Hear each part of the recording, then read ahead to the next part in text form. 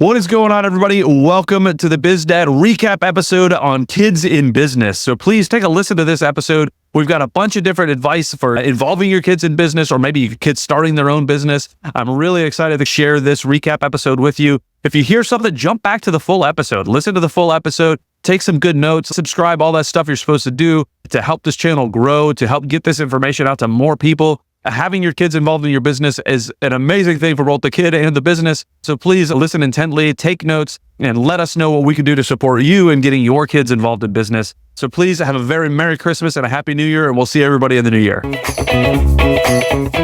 Welcome to the BizDad podcast. I am excited to have Alan Underwood on the call today. We just spent 4 days with my kids. We rented a huge house, and that was very intentional. We wanted them to be able to visualize wealth. And we spent 4 days there, and we were very intentional about those 4 days. We were going to talk about our past. And so we had somebody that we flew in that did a breathwork session with the entire family. So we led our family through breathwork, and we told them we want to clear some of the history, the trauma that our family has experienced, because we want to put that behind us. We want to create something new. We're not going to leave the house. We rented a house that had a pool, a water slide, pickleball court, putting green, ping pong, basketball, all these things. So we didn't want them to leave. So we wanted them to be present. So we got the past, present, and then we talked about the future of our family and how the choices that they make right now can be choices that lead them to the life of their dreams if that's what they choose, but they need to be able to identify it. And then I shared my vision board and my vision statement with them, and just let them know that a few years ago, after losing my dad, I was in the worst place of my life. That guy could never imagine the things that today's version of me is doing. And I think that's equally true for the guy that I become next year, that we're not that far. We're only a few decisions away from living the life of our dreams, but you have to identify what that is and then choose to live that identity. And that's just been such a powerful thing for me personally, that if there's anything I want to pass on to my kids, that they have the power already within themselves to change their life. I think the renting of the nice house and going and doing something like that, setting all of that up there, being that intentional about it, I absolutely love. I would like to probably implement that in a year or two, especially when the kids get a little bit older and there's a little bit more. At 9, my oldest son can definitely do that. He's for a 9-year-old, he's pretty solid. So I'm sure I can bring him in on a lot of that. The 5-year-old, we'll see. The 8-month-old, definitely not. But time will tell on how all that goes. But and that was an idea I stole from Ed Milet. He had a podcast recently where he talked about touching the dream. He said, if you can't afford to buy the car, maybe just go sit in it. Or if you can afford to rent it for a day, rent it for a day. If you can't afford to live in the neighborhood, go walk through the neighborhood and imagine what it would be like. And the nice thing, Adam, is that renting that house cost me nothing because I had enough credit card points that I paid for it. I think that those things can be within our grasp. And at 9 years old, maybe you don't make that. I don't think my 8-year-old left there with the same impact that maybe my 17 or my 19-year-old had. But those are the kind of experiences that we want to intentionally have, because I want to introduce them to what possibility there is, and then they can choose what their future will be. But I think if I can play a part in introducing them to what is possible, then they'll be a lot more likely to, and not that making a lot of money and that kind of stuff is the only thing. That's not all that we talked about, but you set that intention, you set that expectation, just like we've talked about, in faith and finances, in values and in aspects of life. And if you do that with intentionality, there's a good chance they're going to follow you there. Are you at a point in your business now where you're just like, okay, now I can let it coast a little bit more so I can do these things? Or have you been like, I need to diligently focus more on this as opposed to the business and sacrifice some of the business stuff so that I can do these things? So to provide some perspective, my car dealerships, it took me 13 years and I built them to where we were doing $16 million a year in sales. The business that I'm working on right now, our goal is to create a $200 million company in 5 years. I'm attempting to create something that's exponentially larger than anything I've ever done in a fraction of the time. And so I am working more right now probably than I ever have. But I've established, and this is a learning process. So one of the lessons and the takeaways from what I'm doing right now and also where I was at before is I do as much as I can from home now, which means usually 5 out of 7 days a week I'm home. Doesn't mean that I'm necessarily sitting in the kitchen with the kids all day long, but they know that I'm here and I don't go somewhere else for lunch. I'm in the kitchen with them for lunch. I'm here for dinner. Usually I'm able to make it to ball games and practices and stuff like that. So I've been intentional about, I don't want a career right now that requires me to be outside of my house. So that's one thing, is just being intentional about where I'm going to work. But the other thing is I've recognized now that there were a lot of things that I was doing previously that I could have outsourced. I could have had somebody else doing it, whether that's an executive assistant or hiring some key people. And so Christian and I are being very intentional about developing systems and processes that allow us to be the visionary, to be the leader, but doesn't necessarily mean that we have to be the boots on the ground guy all the time. And I'm also more intentional about talking to my kids about what's going on. Is I have to go back and forth to San Diego once a week. And so I'm gone one night a week, sometimes two.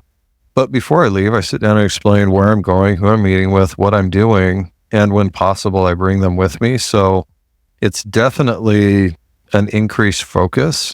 And my wife and I know that we're building something from the ground up, and it's going to take a lot of work and a lot of effort. And that's also something that I need to teach my kids, but is how to work hard, but also how to work smart and how to do it in a way that you don't sacrifice the people that are most important to you. Yeah, that's been something I've been trying to work on a little bit more. I left the military so I could spend more time with the kids, and now I'm spending more time with the kids at a little bit of the sacrifice of the companies. And I'm trying to find that balance, and I'm trying to really implement. Trying is a terrible word to keep using, but I'm working on, and I need to do better at implementing more systems to work smarter in my business so that I can spend that time with the kids and then even show the kids how I'm working smarter in those businesses. But you said you have those conversations with them about what you're doing. Like, how much involvement do your kids have? And obviously they're in a range of ages, take it whichever direction you want, but how much involvement do they actually have in the business? How much do they know what you did in the past versus what you're doing now? And then how much do you want or not want them involved in what you're doing? Yeah, great question. So there's a lot of places we can go with that. With the podcast that I'm starting, my daughter is my assistant there. And so my oldest daughter, so I spent 3 or 4 hours on the phone with her yesterday as we were working out some of the behind the scenes systems for communicating with potential guests and finding guests and gathering information. And I was on the phone again with her today for about an hour, hammering out some more details. So she's very involved in the creation of the podcast, not as much on the real estate side. It's not something that gets her excited or enthusiastic about. There's really not much that she can do there at this point. And I've been really excited that we found something that she enjoys. She loves all the detail work and sorting stuff out, and I hate that stuff. So it's really great that she can do something that she loves and we can work together on this project. I'm excited for how that turns out. A lot of the other kids have traveled with me to San Diego and have seen the properties that we're developing, and to the degree that they're able to understand explaining it. I can't wait for some of the older kids to be in a position or have the desire to where they come and say, hey, why don't you teach me about this real estate thing? I can't wait to be able to coach them through that. My dad didn't teach me to buy real estate or invest in any way. And so I feel like I have an opportunity to have a huge impact on their future if that's what they want.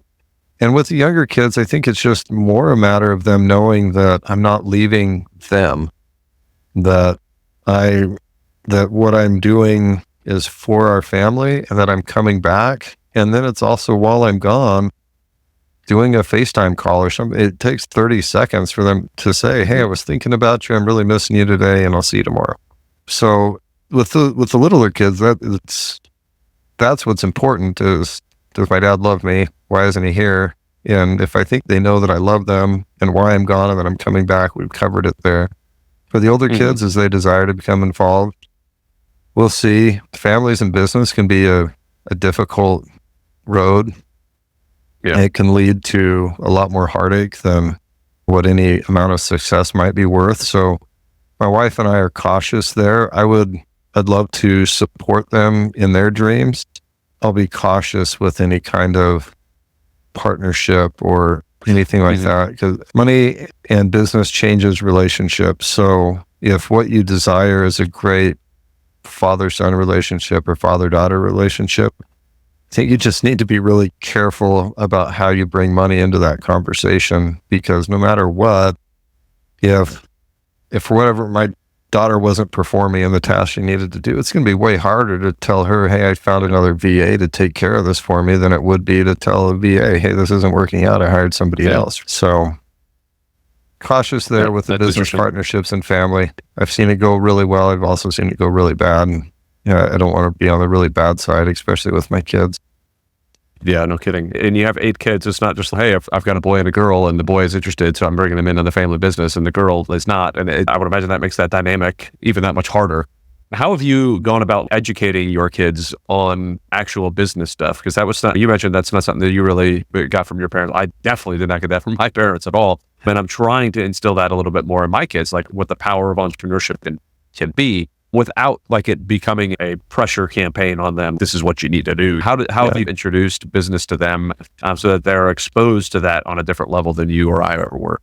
Each of them have different personalities and dispositions and different desires, right? But some of the kids, they're not interested, don't want to run a business, and that's okay. It's probably better that they know that now.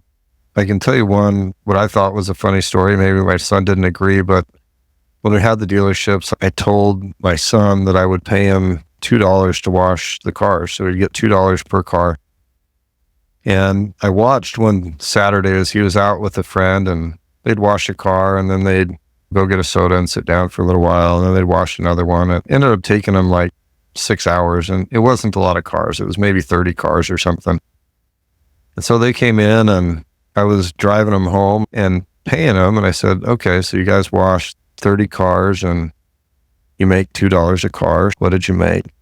Oh, we made $60. I'm like, wow, how do you feel about that?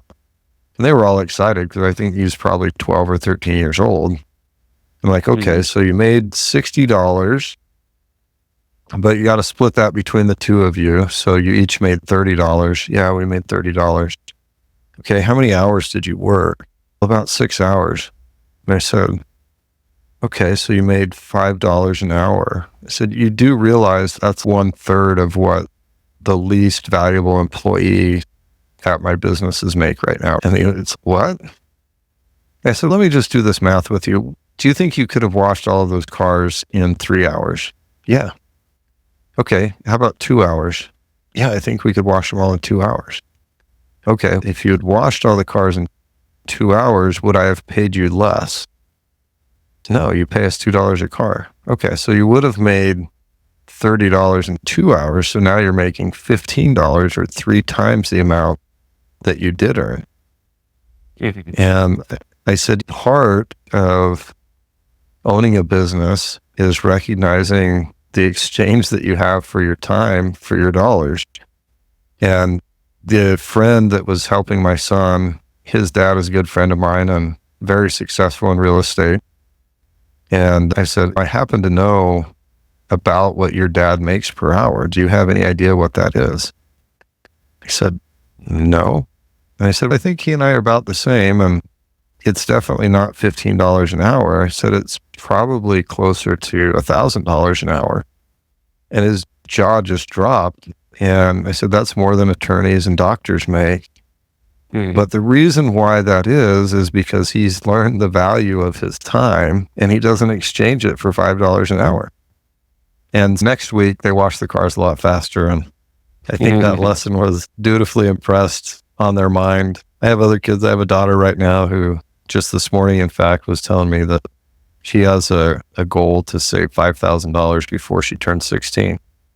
And so we did the math, and I'm like, how are you going to do that? She's, I don't know, but I'm going to do it. I'm going to pick up more babysitting jobs, but I think I can do this. I think you can too. Let's figure it out. She's motivated to do that. Some of the other kids, I don't think that thought ever crossed their mind so much, but so it'll be fun to see how that shapes in the long run. That's one of the powers of homeschooling, Adam, is every life experience can become part of the schooling that should be part of the schooling that you're providing your kids, right? I could have not said anything and just paid them $60.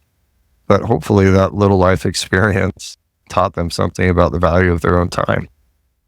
For sure. I would imagine it very much did. Yeah. I've been beating around some different ideas on how to include the kids in the business and or help them build their own little business. One of the things I like about acting academies is they focus a lot on that entrepreneurial side, depending on the acting academy you go to, but where they're building a little business inside a school, and they have a little business fair where they invite community members and family members to come in and buy some stuff to their business, and they have to pitch their ideas and all this stuff. And I think it's a lot of fun to just hear how their brains work and I almost said little brains. That's almost insulting, and that's not intending it to be. But how their brains work and how they think through problems and what they perceive as a problem versus what we perceive as a problem, and how they decide to solve a problem. And I think it's so much fun to pay attention to. And I need to do a little bit more of releasing, and I alluded to that earlier, releasing my kids on those problems, let them kind of figure things out, let them come up with their ideas and see what happens with them and run with them. And I love it, but yet drop those little nuggets. Like you said, let's break down that $1 per hour and see what you're looking at. There was a guy who was just on his podcast, and he was talking, one of the Travis Parrott, but he's talking about something similar, like knowing what your time is worth versus what tasks you're doing, and how much those tasks are paid per dollar or per hour, and where you're at, and really becoming more efficient with all of that. And I'm still trying to implement that. Welcome to the BizDad podcast. Today, I have Anthony Vigilante with me. So now that you're in this phase, how do you see the balance changing from going from W-2, and I'm seeing you work in that sense, to now running your own consulting firm, doing that sort of stuff? How do you see the relationship changing in your conversations with them about work and business and life now that you've transitioned into a different part of your adult life? Yeah, that's such a good question. So now I'm mostly working, I have for my home office, and they know I'm busy because I am always up there on my computer. They know some of the real estate stuff I do, the IT stuff. They hear my conversation, so they have an idea, of what I do. But I think there's ways of teaching them work ethic, even when you're home. So for instance, my son will come home from school and be like, "Hey Dad, you want to play Xbox?" And I'm like, "Nope, I don't play Xbox during the day. I'm working. Tonight after dinner, I'll play with you, or this weekend I'll play with you. And actually, why don't you do your homework now so that you can get that out of your way?" Yeah. And because he wants to play Xbox to the last possible minute, then squeeze his homework in at the end, right? Yeah, of course. My daughter's much more disciplined, but maybe it's an age thing. Boys and girls are different, right? Yeah. No way. Yeah. Revelation. It's funny, as a parent, it becomes obvious as soon as they're born that they're different, but Yes. like we're not allowed to say that. Not anymore. Canceled. Right. We're both canceled. That's it. Unplug it. So there's little lessons like that. And so now he knows. He won't ask me when he won't ask me to play Xbox or play whatever because I'm busy. I won't do it, or watch TV or whatever. So I'm very disciplined, and you need to be working from home where I'm working all day, every day, except I'll take a break when they come home from school. That's when I make myself my espresso, and I'll say hello to them. How was your day? And then my 15-minute break is over and I go back upstairs. Then I come back down for dinner. So they see I hope they see my discipline and structure, even working from home. And it's consistent. It's every day. Sometimes I still go into the city, meet clients, meet people, whatever. And I'm on phone calls. And sometimes even I'm on a call at night. So it's not just during the day. Sometimes after dinner, I have to jump on a call, obviously. So I think that's one way to show them that. But there's many ways, right? Even just talking, having conversations. Every once in a while, I try to show them something about technology or something that I'm doing for a client or a project or investing. Hey, look, are you interested? I just sold a house. I just bought something, fixed it up, sold it. You want to see how that went down? Look, this is how much I bought it for. I rented it. This is my rents. This is how much I sold it for. Look, I made a couple bucks. So super high level, I'll show them that.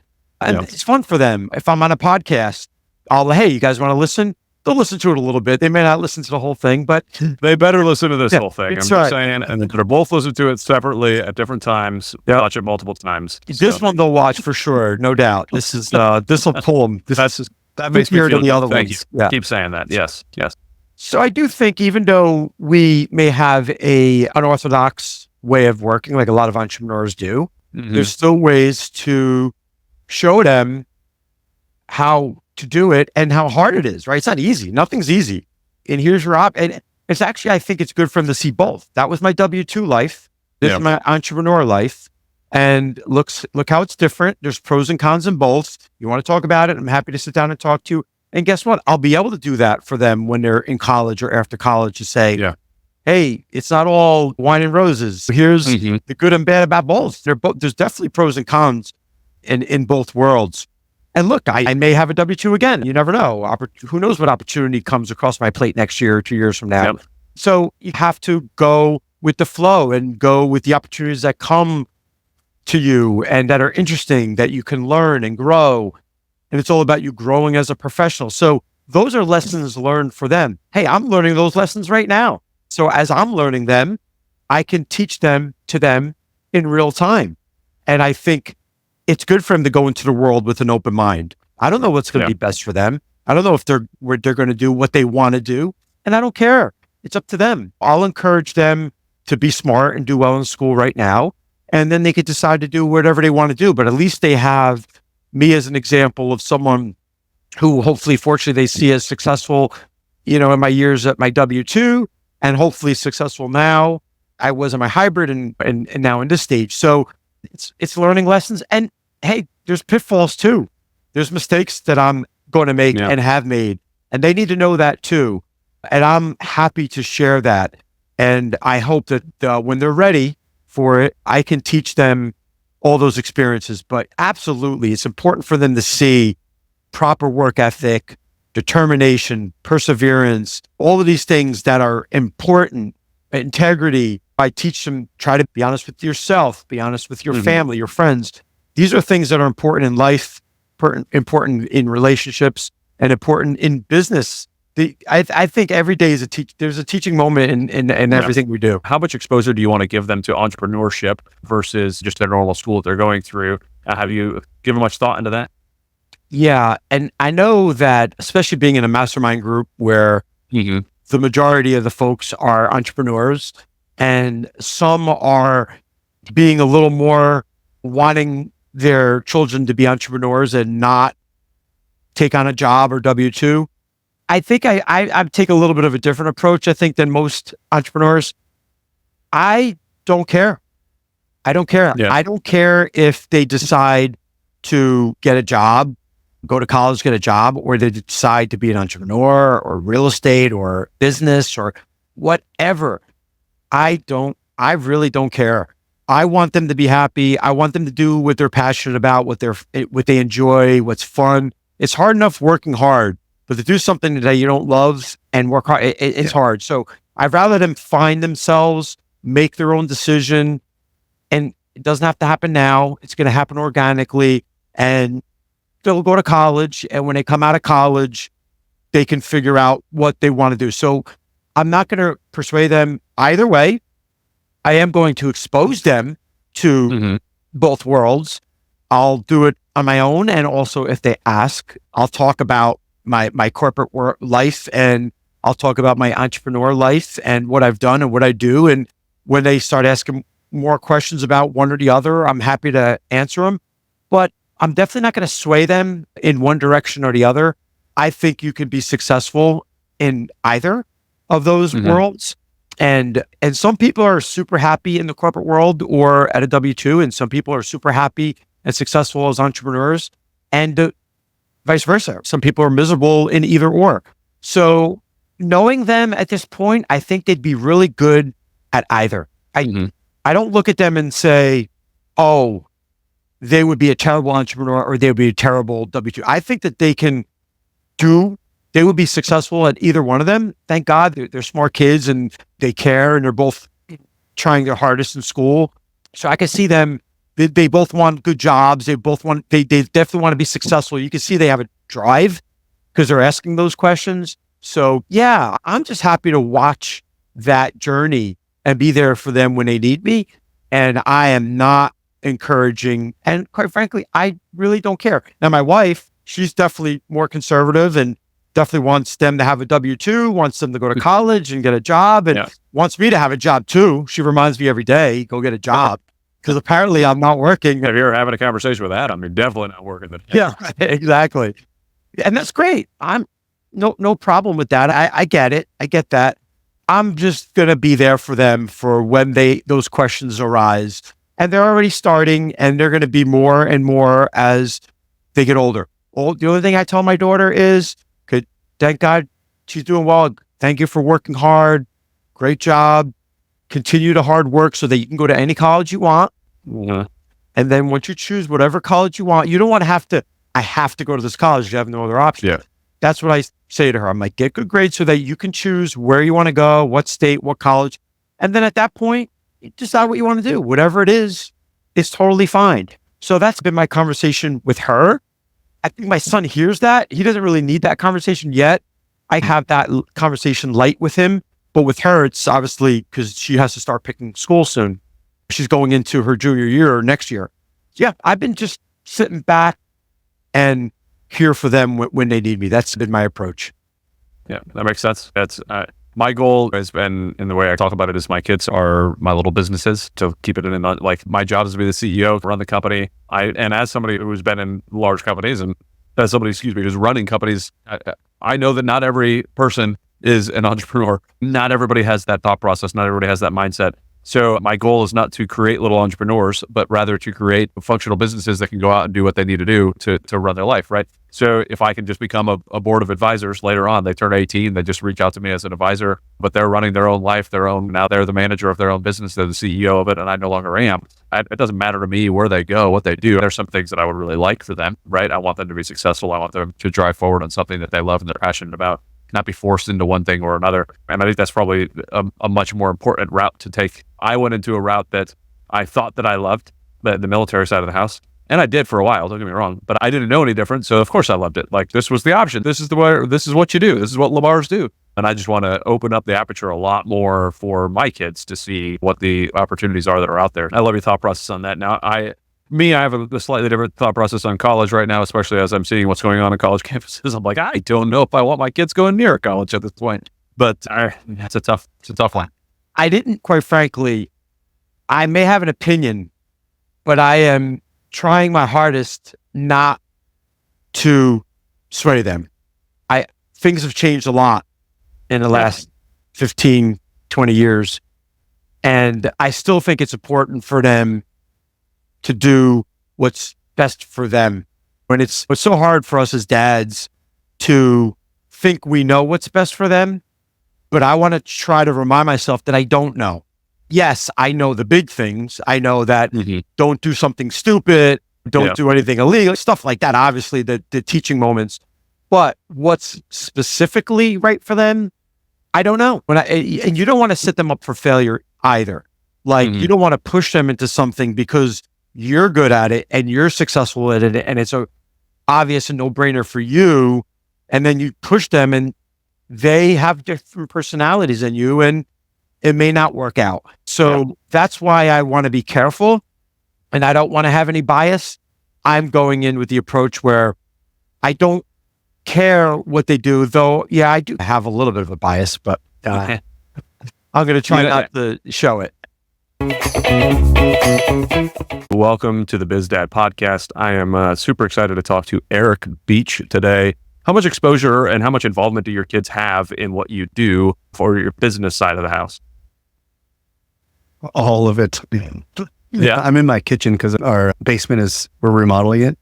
And so my office is now in the kitchen. And so I'm sure they've ran past here, and I'm sitting here on my computer. They're doing homeschool there. They'll come in here, they'll watch what I'm doing, and I'll explain what this book is or what this concept is. And so they hear it all. And I go on walks with usually my eldest, and I'll talk to her about my struggles. Oh man, I'm having a hard time figuring this out. I don't know, what I'm doing wrong. I don't know. And then she'll even advise me sometimes. because she's a very insightful girl. And I love giving her space to be insightful because she has made a difference in certain conversations. I'm like, I hadn't thought about it that way. Or she'll remind me because I've explained to her what I believe so much. She'll reflect my own message to me sometimes because I don't care who you are, how good of a coach you are, how dialed into your content you are, you forget because you're a human being. And she's been really good, my oldest, Ella, to remind me of that. And I always frame it with her. So this is clear. Yeah, nobody's done anything wrong. I don't hate myself. I'm not going to quit. I'm just saying right now it's tough. And when you love something, when you're called to something, you are because you keep coming back to it when all of the evidence says you should stop because you're not good enough and all these negative self-talk things come in. Sometimes I'll walk away. I don't play chess because I can't stand it and I feel stupid. I also don't have any drive to learn chess, so that's okay. But this stuff, I'll be like, I'm banging my head against the wall. I can't solve it, but I keep trying because I have to.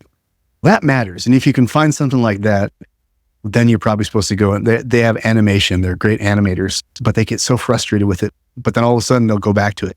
Got to figure this out. That's it.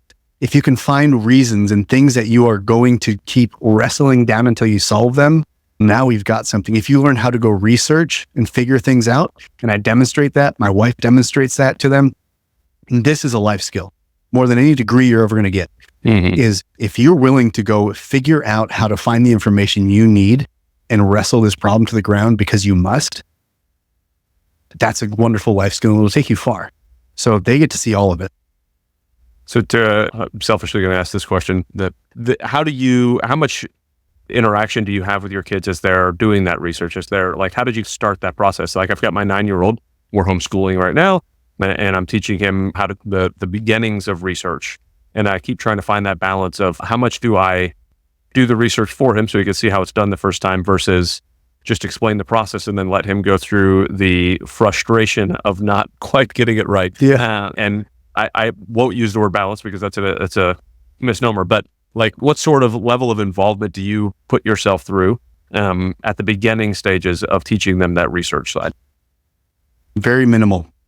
I make sure they understand what boundaries are because the internet's a wild place. I remember the one time they were looking for a tail for a costume they wanted to design. And my youngest said, "What's this?" And it was page 3 of Amazon. And it was essentially a tail that was also would go in your butt. And so I was like, okay, did not expect that. Yeah. And then so our rule is page 1 of Amazon, nothing after page 1. So like everything else has been pretty fine. Like they're not going to get into troubled waters. Yeah. But I found the greatest teacher is frustration. And my eldest, when she was learning to read, and we do this different, we do it more like Denmark in this idea of let the kids be kids. And every life stage has a different capability. And I'm really out there with some of that stuff where I'm like, man, I didn't start living until 30. And I wasn't ready to go to college at age 18 and things like that. But the Germans, actually, I found out in elementary school, they have to decide if they're going to be a tradesperson or like collegiate path. And I'm like, that's way too early to know what you want to dedicate your life to. At any rate, my daughters didn't start learning to read till age 7. We just never did the alphabet and did the structure. We didn't teach them, but if they wanted to, we'd help them. Yeah. And there came a time where my daughter was playing Roblox, this video game, and I would read everything for her and do everything for her. And then I was like, you know what? If you want to know what they say, you have to learn to read. And then within a couple months, she could read. So she found a reason. She found her pain point. And then she started to work really hard, relentlessly, harder than I could ever make her go. And it was self-directed. And then she learned how to read. Same with my other daughter. When she found a reason to ride her bike, I never pushed her on it. I tried to do the dad thing and it didn't really work for her. And she got frustrated. And she said, "Daddy, I have to do it myself." And I said, okay, 2 years. It took her 2 years to ride the bike. And she wanted to quit. And I told her, you can quit. I'm never going to make you ride this bike. You have to understand that your kids are going to run around the neighborhood on their bikes and you're going to be chasing them on your feet and it's going to get real tiring. So there's a reason. Plus there's freedom. And she doesn't understand freedom that a bike can provide. She's never experienced it. But then her friends were riding bikes and she was running and she was out of breath. And then she's, I want to try to figure out this bike. And I gave her the room to do it. It was frustrating because I just felt like a failing father because she wasn't doing it. She wasn't able to. And then all of a sudden she did it. And now she rides her bike and she loves it. But I didn't force her to. I believe if I forced her to and showed her this strict way to do it, then she has a different connection to the sport or the thing that she could have loved, but it's because daddy made me do it. Just like I didn't like cycling as a kid because my dad made me do it. Yeah. I like rollerblading. But in research, I find they have taught themselves Photoshop, Adobe Illustrator without me helping at all because they know why they want to do it. And as long as they know why, school will teach them assignments about a historical person they don't really care about, and they struggle with research. Why? Because they don't care. Yeah. I don't want to make them research that stuff. We'll have a conversation. I'll give them that information so they understand. And if that entices their curiosity, they'll go research it. So my involvement is ensuring they're only researching what they care about, not what they don't care about, because I don't want to build a connection of research sucks, citation sucks. No, you understand why you want to get the information. Now go get it. And here's the areas you can go. Hands off. That's the way I've done it. Oh, I really like that. I just recently started to do that a little bit. So I've first year homeschooling, trying to figure out how to homeschool and also how to do the unschool part. Like, how do I teach him how this is not actually school? So like, I didn't grade anything for a long time. Like I'm not going to grade any of your stuff because he was already so emotionally tied to what a grade would be based off of his experience in school. He's in fourth grade now. And it was like every single grade meant something to his heart, right? Like it was a thing. So now even I don't grade the spelling tests at all, right? Because anyways, this spelling is a little bit different and how they're teaching is more rules-based and trying to understand the rules. So you've never practiced these words. So how can you expect to know them? You're just learning these rules and understanding how the stuff goes. But there was some writing project in one of the books. I'm still mostly structured in some of the materials that we bought. And I looked at it and I was like, no, like you're not going to write about this. What do you want to write about in this general theme? What do you want to write about? And he chose, and I was like, much better. Just go forth. And I got a much longer paper than I ever would have gotten based on what they were being told. So I'm really trying to figure out how to do that a little bit more. But because my logical brain sticks to things so much, like I'm just like, yeah, but the book has me doing these things this week. How am I not supposed to do these things this week? I'm ruining my child if I don't do these things this week. Like, because this is where it needs to be. And it's an exhausting time, especially with my first year. But I'm told that all the research I did beforehand was like, no, the first year you're going to feel like you're a failure and that you're not good at doing this and that you should have never done this. So I figure I'm just right on the same path as I'm told I'm supposed to be. Oh man, it's tough though. Goodness. Accurate. But so what kind of desires do you have and do you teach at all entrepreneurship or business operating inside of your homeschool? I think my wife does more of that and we do it casually. My children, both, my youngest for sure, I think she wants to be an entrepreneur. And so the only way I address it is with practical skills that you're going to have to learn. And that usually revolves around math because both my kids, they don't have a passion for math whatsoever. I didn't have a passion for it. And unfortunately, I think school, as we go, I have conferences with teachers because I have a different belief system around math. And it sucks because really what you're doing is you're trying to learn how to be a good college student through school. And if you don't want to go to college, these skills are not going to be functional for you. Like I remember doing pre-calculus and I still don't know why I did it. I don't know what the numbers were telling me to do unless I was going to be an engineer. So they're valuable, but not for me. And so for them, it's a conversation I have around why you need to know multiplication, division, addition, subtraction, decimals, percentages, and that in doing so, you might not like it, but this is why we do it. So I'm using it as a tie-in to show, again, like riding a bike. It's going to get you around the neighborhood with your friends faster. So there's a reason, but then they have to come to that decision on their own. But I think their appeal in watching me as an entrepreneur is, I'm going to call it freedom, because I have a hard time working with a boss who has a different, really structured way of doing things because I see things pretty different and my kids see things pretty different because they are versions of me. My wife is a very, what do you want to call it? I don't know what to say. She's different. She's non-traditional. We're both non-traditional. She is a superintendent and project manager on high-end residential construction.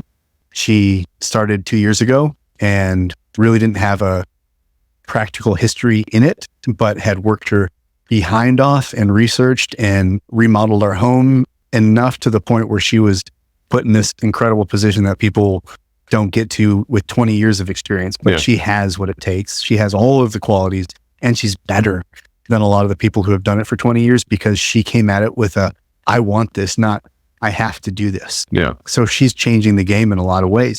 And so that's what we want to show our children, is that if you want to change the game, you got to do it for yourself. You have to create for yourself, because there's plenty of people that are conscientious and they honor that. And we need that. I really want to be clear that I don't believe everyone should be an entrepreneur. Not everyone should be a CEO. Yeah. We need people who are conscientious, who just want to be told what to do, and they want to do a good job, and they want to go home and have fun on the weekends. Yeah. That's needed.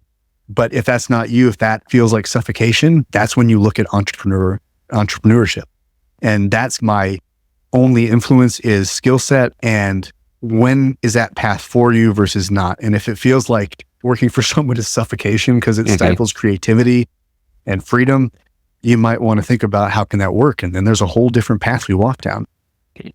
Yeah, I got into entrepreneurship quite a bit later, not realized. So I had 4 different jobs in the military, like extremely rare to bounce around that much.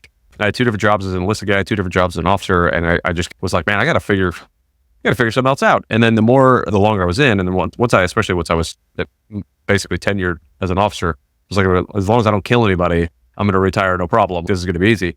I started asking a lot more questions, and I started pushing back a whole lot more. And that was not exactly appreciated in the military, as one may imagine, right? So that's when I really started to realize, I know, right? Yeah.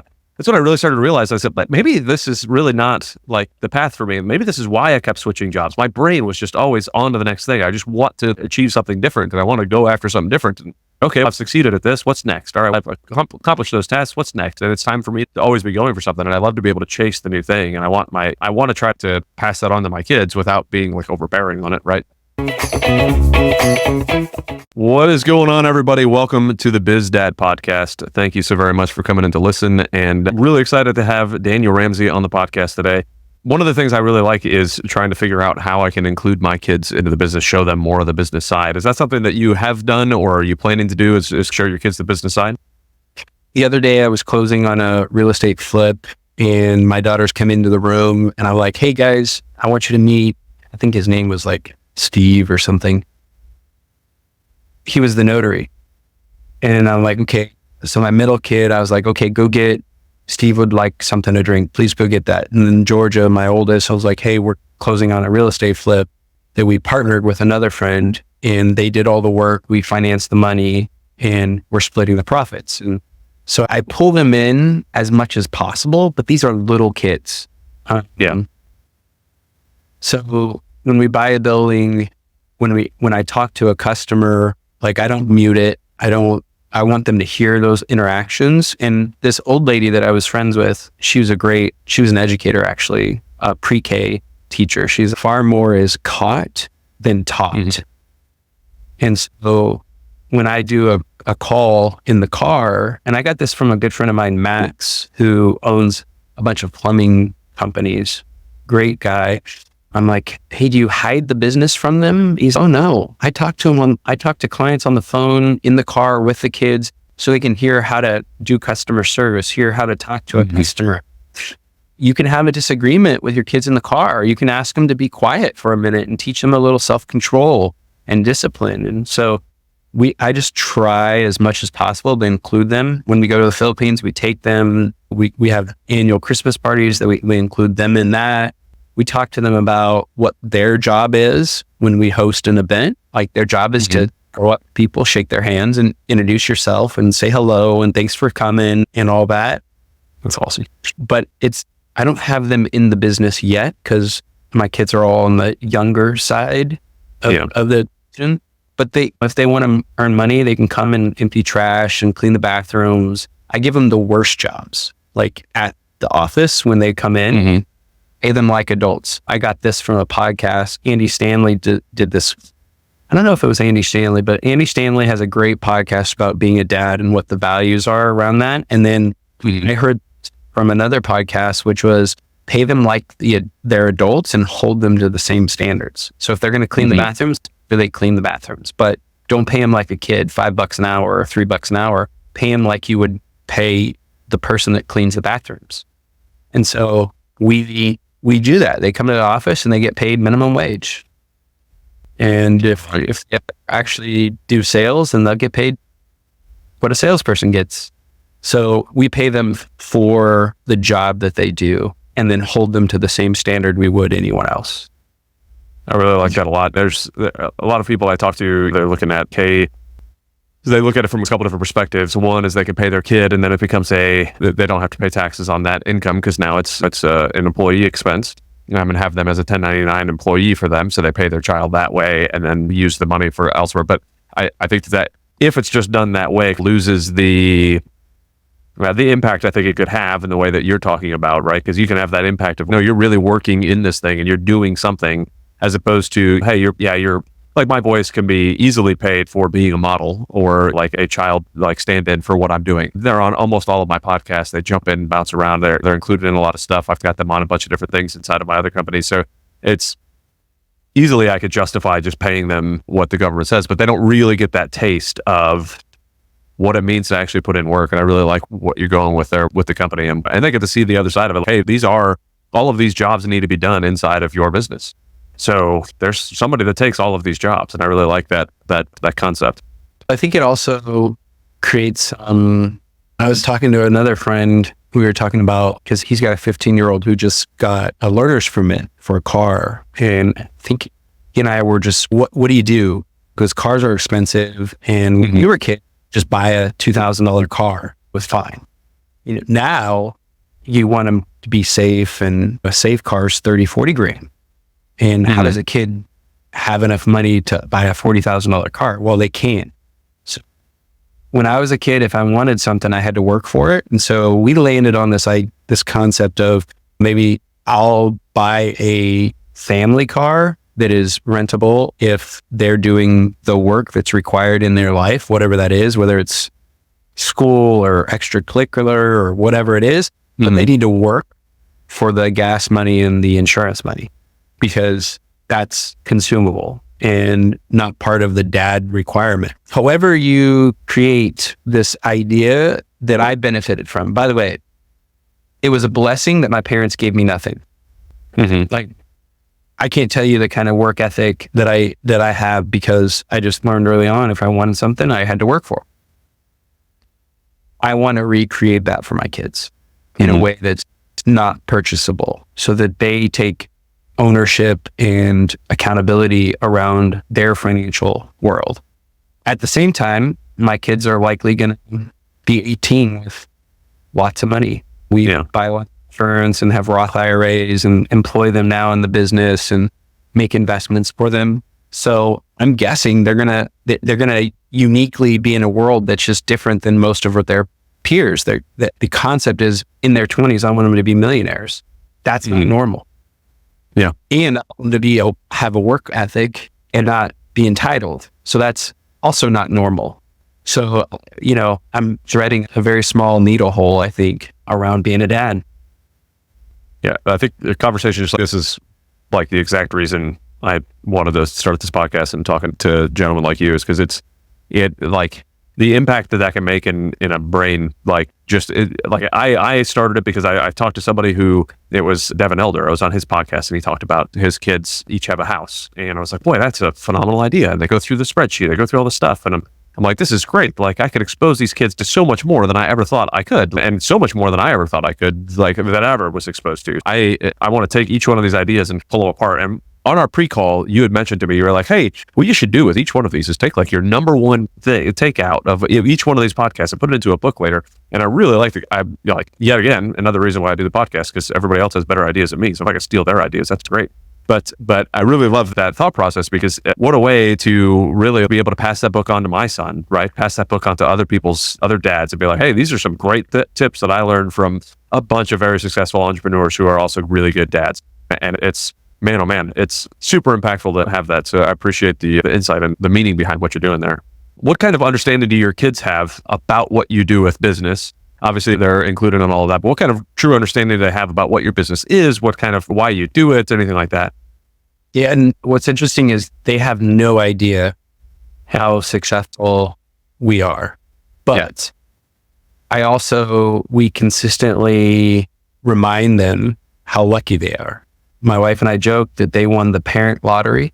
Like they're going to grow up differently. We also travel differently. I just took most of my extended family. There was 10 of us. We went to Scotland and Ireland, flew first class. There was 10 of us. We stayed in castles. We held it was insane what we did. I had dinner at the Mandarin Oriental in London, just stuff that it's not normal. But I remind that we live not normally because I was willing to do whatever it took to have success. And so we keep pounding that attitude of gratitude into them. Our family prayer at dinner, we're not religious, but we have a prayer that says we are grateful at dinner. We do traditions. Family dinner's pretty sacred to us. We want to do that. We do this thing that we got from another GoBro, which is high-low buffalo, which I love. So you go around the room saying, what's your high of the day? What's your low of the day? And what's your buffalo, which is any random, thought. So even our 3-year-old, who's just now, she's 2, but she's almost 3, who's just now learned to speak, is like, my high of the day. And you're just like, oh my, she's on my buffalo. And you're just like, oh my God, this is fun. But we've created some family structure. So my wife, and I want to get into all of these things for your audience, because I think we've found a lot of joy and happiness in our family because of these structures that we've created. So number one, we have the core values that I don't have to tell my kids they're being bad. I get the opportunity to say, hey, Ramseys are honest, and I feel like you may not be being honest right now. And so I get a point at core values versus telling them they're wrong, which is great. Ramseys don't give up. So we've got this whole list of core values that honestly speak the gamut of the behaviors that we want from our kids. So it's the positive behaviors that we want that we can point to and say, hey, you're screwed up. Ramseys don't give up. And it feels like you're giving up in this game or in this class or in this activity. Another piece is that fun is a big part of our family. I had a dance off with my oldest last week. I did a family roast a couple months ago that had the whole family in stitches because I'm making fun of them but way. Our middle child, who's 7 now, and she doesn't even remember this, but her first 3 or 4 years of her life, she'd say, "Don't see me." And my oldest and my wife, we remember this, and the baby's going, "What's going on?" And so we're in that space of, I spent an hour and a half roasting every single family member, and everybody was in stitches. Everybody was laughing. So fun is a big component. Playing games together, sports together, traveling together. I think these things are important. We cut down our Christmas tree, even though our Christmas tree looks like a Charlie Brown Christmas tree, because could we afford to buy a $150 perfect tree? Absolutely. But climbing up in the mountains in Tahoe every year and have all of us cut down the tree that we're going to take home, and then having lunch together and being together, those are traditions that really matter. We have an annual family Christmas. They're in sports and they rotate. Every season they're in a different sports. We just finished soccer. I guess they're going to go into gymnastics next, because in the winter they do an indoor sport, and then we'll go back into swimming in the spring. And we just have this family rhythm. Every Monday, my wife and I are doing a family planning 9 to 11 on Monday mornings. We're just going through the calendar and saying, hey, how can I support you? How am I doing as a dad, as a husband? We're self-rating each other on a regular basis, as well as asking our kids, and in my case, my wife, how am I doing? Am I being a good dad? Am I being a good father? Yeah, this is phenomenal. I think that let's just keep down this road. I think that because the exposure that you're giving to your kids in instilling that tradition, you talked about it earlier about like a lot of the wealthier families have those traditions and all of that stuff going on. And anybody who's listening that's not wealthy, like again, at $0 need to be had to sit down and have these conversations, right? You don't have to have any money to sit down and have a conversation and expose your kids to this type of thing that can get them on the right path and help all of you guys stay focused on what you're doing. I'm excited to talk to another real estate guy, a dad who loves travel. Chase Calhoun, looking forward to getting to know you a little bit more. Conversations with your son, like what does he think you do and what level of depth do you go into about what you do for business?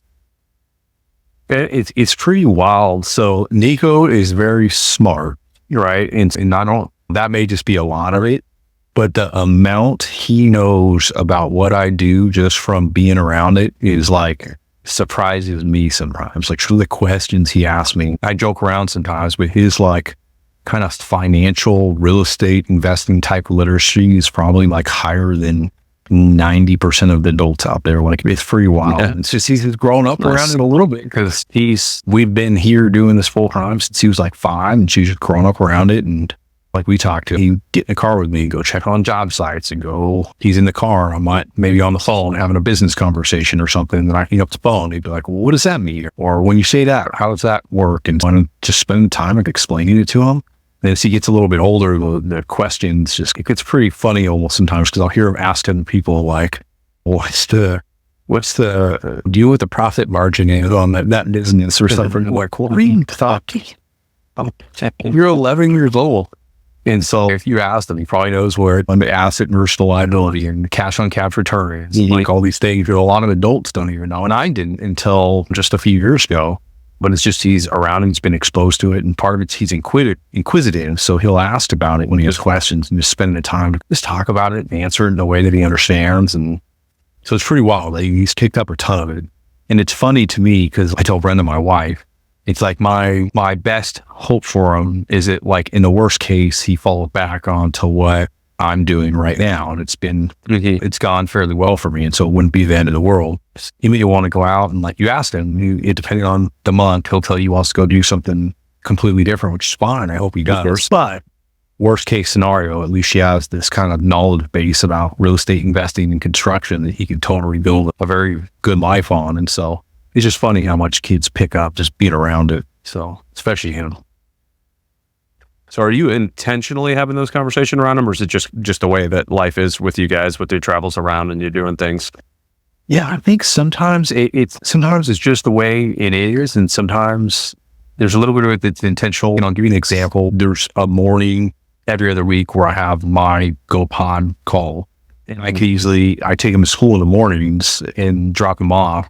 And it'd be really easy for me to just have Brenda take him to school that day because I'm busy on that call. But instead of doing that, I just take him and finish the call. And he's just in the car listening, as long as it's not wanting to be shared, but usually it's just kind of normal stuff. And so I'll intentionally let him be exposed to that. And he's listening, right? You look at him and he's fidgeting or doing something else. And he's listening to those kind of calls. It seems it depends. Maybe like in the summer or something similar. If he's out of school or whatever and his mom's busy and I've got work to do, I'm not going to, instead of taking him, he might prefer me to take him to like my parents' house so he can go watch TV and play basketball or whatever.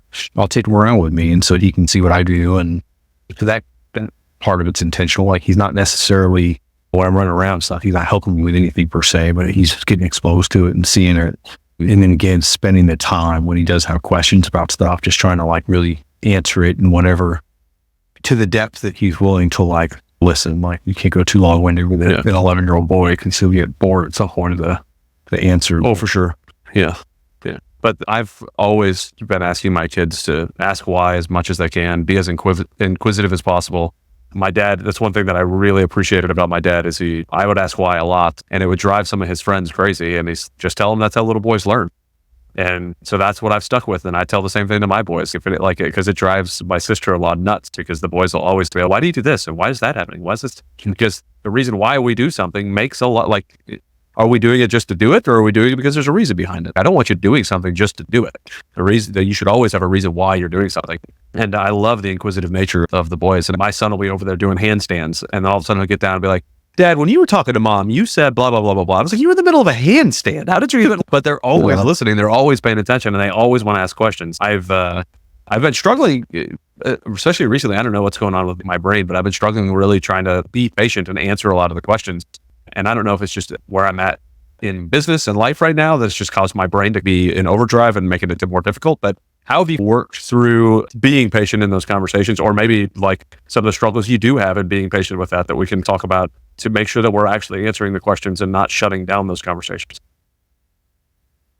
I think for me, where I struggle the most is maybe not allowing him the opportunity to have the conversations where he has those questions. So I think that if he's asking a specific question, I try to take the time and be free, kind of at least to answer it to the depth that he's willing to understand it. One thing like I have to be very cautious with is like the GoPod call. I treat that as an exception, but it's really easy for me to get busy right out of the gate first thing in the morning. But take the time, and it seems really like small because it's only like an 8-minute ride to school, but to try to like stay off the phone until we get them dropped off for school, because I feel like that's like when a lot of those questions come up, where they'll ask the question or they start talking to them on the way to school, and that's when we have those conversations where I have the time where I can answer in a way that is meaningful to them instead of just like a quick answer or something like that. As far as that, like the feedback before that, he asked really good questions, and so it's almost it's not difficult if he's asking really good questions, and almost not like if it was like just a why type thing, it's for frustrating. Like it's a really easy to ask really good questions, so it almost makes it a lot easier. Right? So what sort of involvement do you envision your kids having in the business as you go, whether it's on the construction side or whether it's on the actual investment side? Obviously, you've talked about being around the phone calls and whatnot, but what sort of practical, like hands-on involvement do you want, or have you thought about, or run with it however you wish on that? That's a hard one, man. That's something I've thought about a little bit, especially as like I'm getting a little bit farther on, and it's probably going to depend a lot on them. And so I will probably give them the opportunity to be as involved in the business as they want to be. And I doubt I'll stifle that too much for any reason. But at the same time, I don't think I'm going to force it on them. So if they're not interested in working with me as they get a little bit older, if Nico wants to go out and get a job at Taco Bell during the summer, because that's what all his friends are doing, like I might be a little bit voice to him that I don't think that's the best use of his time. But at the end of the day, I don't think I would afford, no, you have to come work with me. I'm just not going to go that route. My hope is that if they're interested, they'll want to be involved in it. And if not, I guess it kind of is what it is. I've got a lot more time with Aspen. And so it's almost hard for me to even picture what, of course, the business is going to look like by the time by the time she's even 11. It's already changed so much over the last couple of years. So it's almost hard to grasp what that would look like. But I would think it'd be the same thing. It would just be, if she's interested in being involved in it, then she'd more than happy to be, and we'll figure out a position or a way to make that work. And if not, then it's where it is. Yeah, some of the guys I talk to are adamant that they don't want their kids involved in the business because they're like, oh, I don't want to mix the family and business. And some people are like, oh, I would love for them to be in it. And it's always funny to hear the reasonings behind people's thoughts on that and how they come up with those thoughts. But I'm very similar to you in that, I would love for them to be a part of it if they want to be. I want them to know that it's an option. It's not the only option. There's plenty of options out there. You go ahead and do whatever it is that you want to do. And if you want to go out somewhere and realize that some of those other places really aren't so great, maybe working for dad might not be so bad, then come on back. I'm always happy to have you. So we'll see how it goes. I don't know. I say all that now, but like you said, who knows where I'll be in 10 years when my oldest is 19 and getting ready to be out of the house or already out of the house. We'll see how it all goes. I don't know. It's interesting to think about. I've had the opportunity to meet and speak with a lot of big business owners specifically.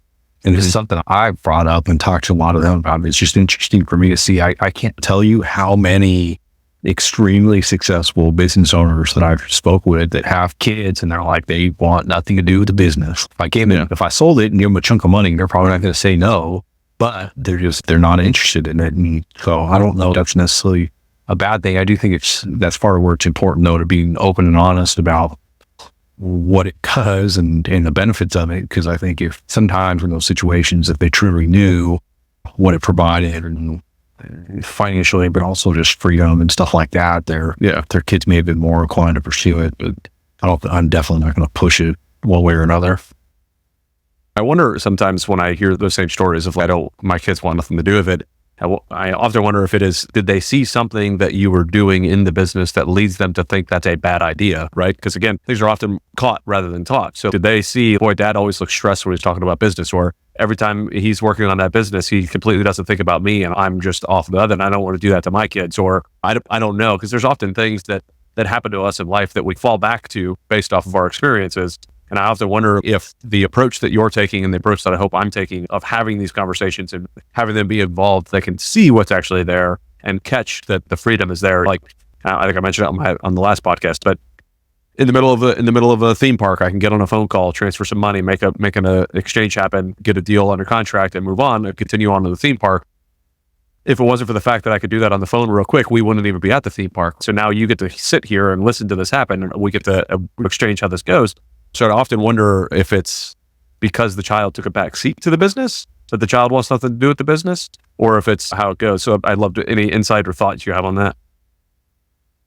Yeah, I don't know, man. I guess it probably just depends on like you said, the interactions between their parents. And again, that's a tough one, man. I don't know. Cause like I said, I've met a lot of people with like very just extreme, like I look at their business, like I'd love to have this. Yeah. But their kids are just totally not interested. But I almost wonder, so for me, again, I probably would have been inclined to go take over my dad's painting company, trying to help grow it and stuff like that. But he was really pushing me like he did. And he's told me like he did not want me doing that. He wanted me to go to school and do a good job because he had to go work out in the sun every day and it was miserable. It was hard. Entrepreneur's hard. And it probably just depends a lot on the kids and a lot how it's treated. But yeah, I hope just being open and honest about what it is and then showing them, like you said, by example, when my business provides us here an amazing lives. We travel and like you said, I don't have to ask for time off and we'll go some amazing trip and I still got to work a little bit while I'm there and that's known, but we try to keep it tempered and we go do fun stuff. And I hope is especially as Nico gets a little bit older, he'll realize that there's some value in being able to make good money and provide for a family and still go to really cool places and do fun things opposed to going and working in an office for 40 hours a week and sitting in a cubicle. But at the end of the day, like if he wants to do that, then that's what he's going to do. It's not going to be a deal to me. Welcome to the Biz Dad podcast. Today, I am very excited to talk to Tony Johnson. How do you talk to your kids about what you do? How much do your kids know? How much do they see? How much do they understand about what dad does for work? I am upfront and honest with them. My youngest is, Dad, you're a builder or build this. I'm like, the last thing I do is work with my hands and build anything. I'm a salesman at heart, and I just am great at writing goals and having vision and finding great partners that help me achieve what I'm achieving. I would not put myself out to build a cabinet because it would become a square box of a mess, right? But I have talented craftsmen that work for me that can specialize in that. That at the young age, she understands that, and we goof around until we've come here and built some stuff in my shop and stuff like that. Nothing fantastic, but the best that I can put together. Then my older ones understand it, and we go through it continually. My two older ones have definitely been interested. My oldest, I've gotten in here, and he's done some paperwork. My second oldest definitely has an interest. She's almost at the age where she can come in and learn more and watch. They come up here and sit in the office and do watch and goof around here, but so they understand the premise. They understand that we have a responsibility on how we present ourselves because we are supporting other people's family and their livelihood. So that gives you a responsibility on how you act and how you present yourself in the world, and that people look at us a little different, and we have to be particularly maybe a little more conservative when you're out, because you not only have your own reputation, but your reputation then filters down to everyone that works for you. If you have a bad reputation, that's going to filter down to this person working for you who has a bad reputation. So you have to make sure that you're a good pillar to the community. Yeah, I love that. I want to raise them to make sure that they're treating that and they take that responsibility as well as I do. I love to hear that. It's one of those that's, we have all ran across somebody that has come into your company or you're interacting in a company and you're like, boy, I really don't like this company, and thus I immediately don't like you. And it could be nothing to do with that person. It's just you had a bad experience with that company, had a bad experience with that thing, and that's painful. So we definitely don't want to pass that on. So the question that I was holding on to that I wanted to ask after, and I'm interested now, especially because you said your kids have been around the office and doing that type of thing. Have you ever thought about giving your kids the Culture Index platform and seeing where they come out on those charts? Yeah, I've given it all to them. Oh, really? I give my wife, my kids, friends, and the reason being is understanding how people's cognitive behaviors and how their brain works. Mm-hmm. And with Culture Index, you understand if someone thinks emotionally, thinks logically, you understand what's their dominant trait. Is their dominant trait socialization? Is it entrepreneurialism? Is it detail-oriented type of person? How they think? And therefore, once you understand how someone thinks, then you understand how you need to communicate with them. So it all works in tandem. So different people that have different attributes that are their basically overbearing personality trait, they're going to speak differently than me. So I am what is in Culture Index known as a philosopher. So I am very highly driven, futuristic thinking, goal-oriented, but I lack the ability to implement things and take them all the way through. So that's a weakness of mine. So when I compare myself with someone like that, I'm the stronger person. So knowing my weaknesses and my strengths helps me to align myself with the better people. And then when I'm speaking to a person like that, when I talk to them about goals, future thinking, they don't think like that. They think in more here and now terms in how do I solve this problem that's right in front of me? They're not thinking 5 steps ahead. I can't analyze the problem in depth. I get bored. I'm too busy thinking about all the things down the road. How do I get there? A portion of my life, I didn't understand that. Until you understand those things about yourself, you're missing out. I was with my family, with my business, always thinking about future only, never satisfied with what's going on now. So when you bring up strategic coach and Ben Hardy, there's a book called The Gap in the Game. So you have to realize, and now what I find myself doing once I'm realizing these things, I still am constantly thinking about how am I going to get to these future things? How am I going to reach these goals? These goals, I set enormous goals because I want to force myself to achieve them. I know I can achieve them if I just put them out there and give myself a roadmap. I'm sure I can achieve whatever I put my mind to. But I have now added in, hey, be thankful for where you are now. Be thankful for what you've achieved. So I now do this. I look back a quarter. What have I achieved over the last quarter? How much better am I now than I was back then? It's amazing how quickly things are evolving and how quickly I am making a difference with the things that I'm doing in the new practices that I'm putting into place, the new people I bring along, and the more knowledgeable I am. And that actually fuels me more to thinking that I can achieve these long-term goals. And I'm never thinking I'm not good enough. I'm comparing myself to others, how quickly they're going and what they're doing. That's gone out the window once I can go and look at what I'm achieving. And I know I'm on a path to success, but it's my own path. I don't want to compare myself against other people's paths. And I want to be proud of myself for what I'm doing instead of always feeling like I'm selling myself short. I haven't achieved enough. And focusing with my family on here and now, not, let me get a vacation home for my family. That's going to be great. Let's go be on a vacation home every weekend. No, let me go spend time with my kids right now. Because right now is the things that I'm going to make memories with. All these things in the future, great if I get them. If I don't, I really don't care. I want to value the here and now with my kids. And I feel like I was a good father from when my kids were young. I'm definitely a present father. I'm involved in my kids' lives.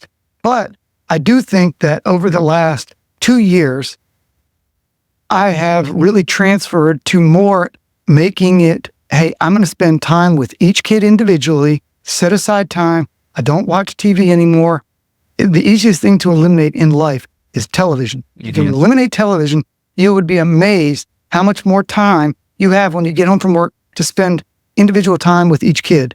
And so whenever I go to the grocery store, I invite my kids. So sometimes it's 2, sometimes it's 3. Then I'll go spend one time, let's just play a board game with a kid. You would be amazed how excited a kid is. Play board games or charades and just spend that quality time. Or just going on a ride with me to the grocery store, walking around, chatting one-on-one with your kids. It doesn't have to be a big event or anything like that. Now, we do try and set aside once a quarter events, but you're just taking that time to be aware. Don't have a phone in front of your face. Give them full attention right? And engage with them. So they don't have a phone. You don't have a phone. You're looking at each other. You're engaged. You're having great conversation. Those things are lost these days with all this technology. So when you do that, you start building some great memories. It doesn't have to be anything special. Welcome to the Biz Dad podcast. Today, I am actually very excited to talk to Josh Notes. I'm already having a conversation with two older ones, but I don't present it. And I got to be careful with this because mom is working a job and has to do what they say and has been a breadwinner and the support mechanism. And I got to be careful not to demonize that. Yeah. Because for some people, that is a better route. That is the route. Depending on where your stomach lands on your risk profile and what your needs and wants are and where those intersect. Starting a business is, let's be honest, it's scary, it's risky, it's not a sure bet at all. It is sold as a lot more confetti and high fives than it actually is. So I really try to frame this out for my children in the perspective of time, our most valuable resource, and just helping them to understand through looking at my calendar and showing them that, look, like, although I don't have to answer to any one of my business partners, actually, I might have made this harder. I got to answer to all these clients because I have a fractional business. So mom has a set of investing partners that are her bosses. I have all these clients I have to keep happy. And the only way for me to do that is to be very regimented in structuring my time, both personal and business. The difference is when something comes up, I don't really have to ask permission. I just have to, as long as I can tell myself that this works. So I actually write in my journal, I'm going to read this to you, that we must teach our children to share their stoic stories with autonomy, mastery, purpose, and extraordinary discipline. And I think that is what I'm trying to accomplish every day with my kids, is that if I can teach them how to tell themselves their own story and do it in a positive way that includes those aspects of it, they're going to be able to figure it out. And business is just a vehicle to do that. Sports is a vehicle to do that. Looking at what mom and dad do as far as jobs and housework, and that is a way to look at it as well. But I don't think there's a right or wrong path. I think there's just, about continually checking with yourself and ask yourself questions and do things like journaling. I've got the older two, one more interested than the other, but they both do it daily. And I think that starts to allow you to have these conversations with yourself that allow you to feel your way through this kind of unsure period that both of us are talking about. Doing it backwards for one moment to tell you we almost went on the same path. So I was a senior in high school in 2001. My grandfather was in the military, but military wasn't anything that was really presented to me as an option. But 9/11 happens, and I felt this surge of patriotism, and our school was an ROTC school, Air Force, ROTC, and I signed up the next day. And on 9/12/2001, I signed up to be in the Air Force, but I didn't have to do anything about it. I just finished out high school, went to college, University of Maryland. I was actually supposed to pay for my college. That was my plan.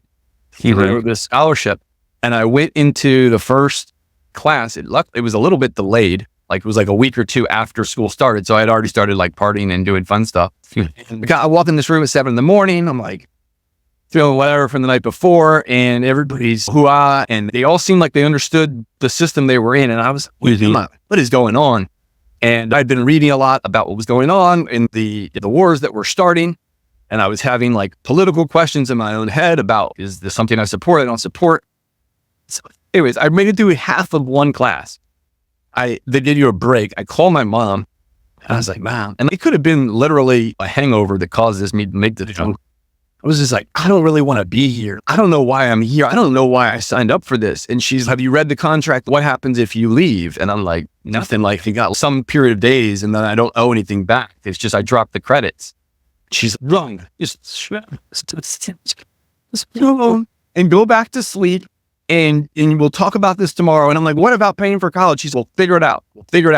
But me and your father didn't actually want you to join the military. So we didn't, but we're telling you that. And I'm like, so I went and had a hangover nap and I woke up and I wasn't in the military anymore. But that's a different path that it could have went down. I found myself more frequently having to put up guardrails, pump the brakes, like remind myself they're too young for that conversation. Even if I had that conversation with my parents at a young age, I don't know. Maybe this is where I've become a little bit more guarded in just let's wait till middle school for that one or whatnot. But again, it's parenting techniques. But I would say, to answer it directly, I think curiosity is something that needs to be stoked.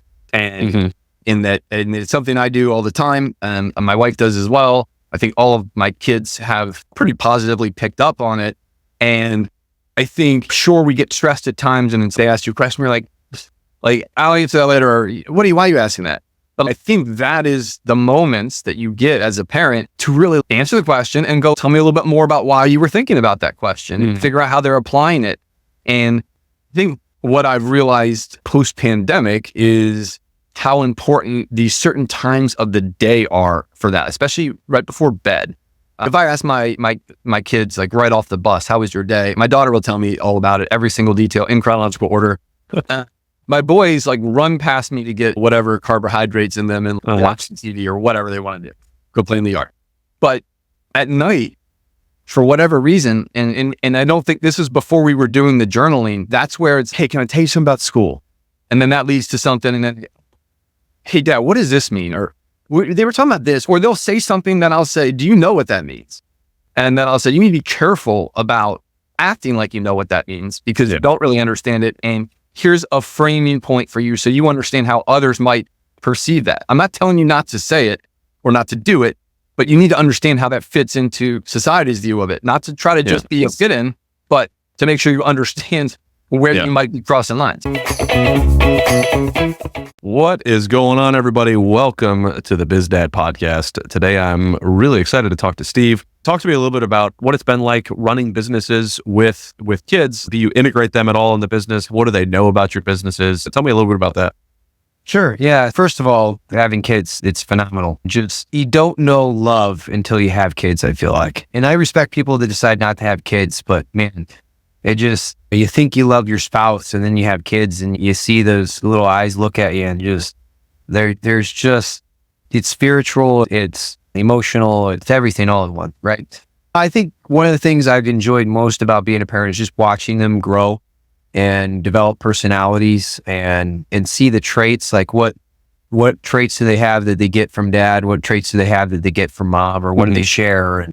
And yeah, they're everything. And like I said earlier, one of the things that I'll forever owe gratitude to my wife for is just forcing me to be there and watch them and be home every night with them and tuck them in and be with them. And so, yeah, it's being a business owner, being an entrepreneur, and kind of the convoluted path to becoming an entrepreneur, if you will. It's been challenging. There's been times when one or the other's been sacrificed a little bit, right? If it was, I had to take a business trip, I've been really good about not doing those, but it happens. And you just wonder what you're missing. Like, what I was lucky, I never missed anything that I think was substantial. Probably the worst thing I ever missed, made my wife most upset, was we missed my younger kid is just incredibly intelligent. I credit my wife for that too, because didn't get it from me. He's a sixth year. I'm going to brag about my kid a little. He's in sixth grade and he's in freshman advanced math. So he's triple advanced math. Nice. And he's acing, he's getting 100% on all the exams and everything. It's amazing to watch him. And the one thing that I did, I missed the meeting with the teachers for him get placed in a triple advanced math.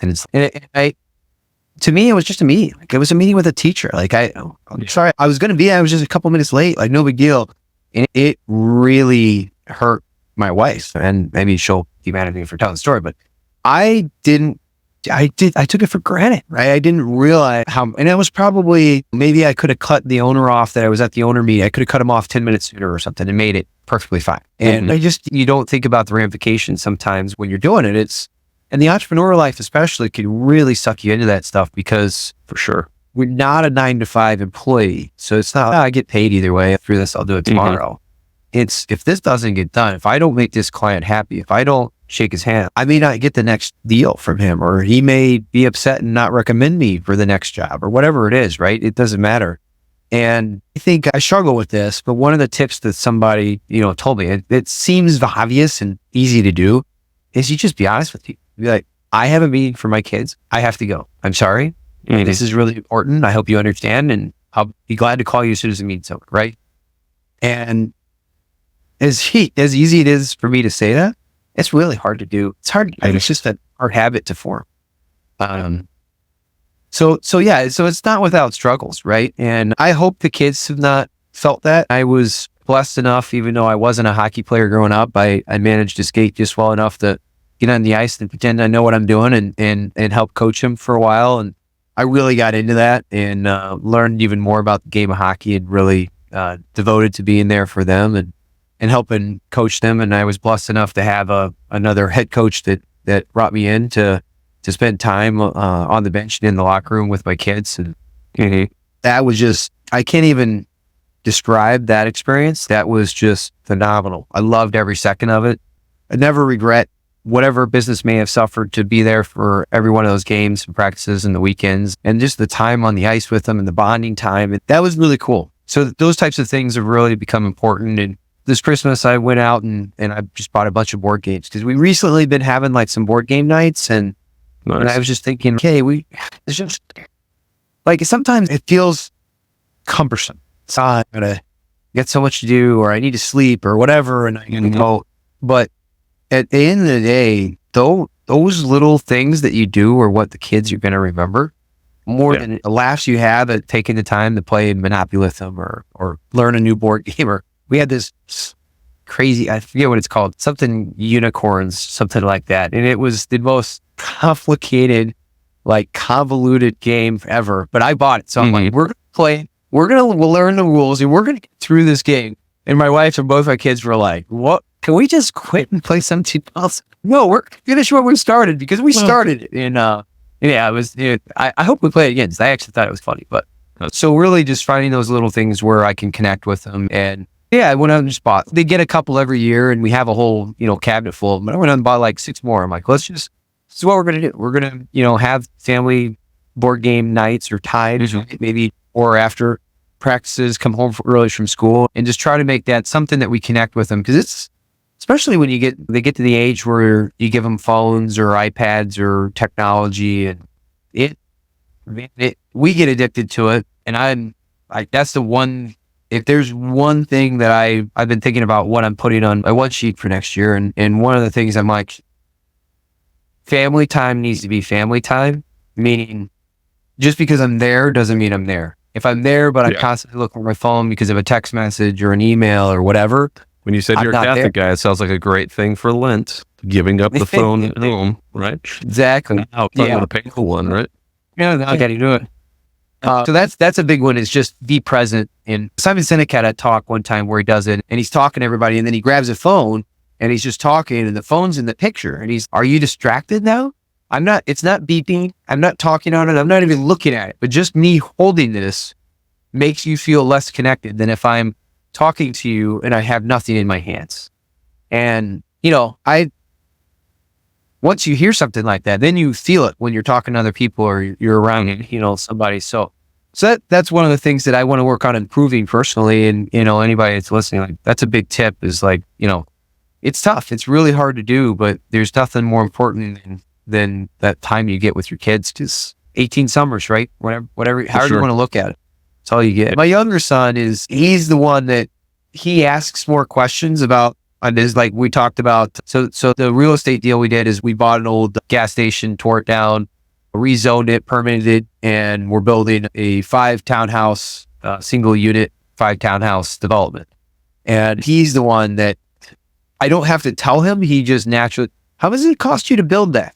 What are you going to sell them for? How much money does that mean you make? Nice. He's like, do you really make that money or do you have to, give that to your partner? Right. So then I explained to him like how we raised a little friends and family syndicate. So we went in for 10%, they have 90%, but then we split the profits and gave him the number. And because he's like Johnny on the spot with the numbers, like I'm like, so let's say we make 350,000 and they get 60 and I get 40. And then what's the return on investment? And he's immediately, you can see his brain churning. He's, you get 2x and they get 1.3x. And so I could see him like gravitating towards a numbers type jobs. So it's the same thing. It's, man, I can't wait until he's old enough. Like I'm going to have him come underwrite deals for me. I'll do a better job than I do.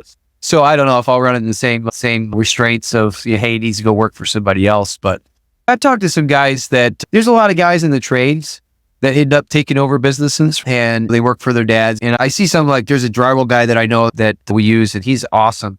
And I walk on the job site, his kid's there and he's pointing stuff. He's like, what's that? It's rough-in stage. So it's like wood framed house and the pipes and stuff and the conduits are in the walls, but you can't really tell what anything is unless and he's pointing to the stuff. He's like, oh, that's a sink, Dad.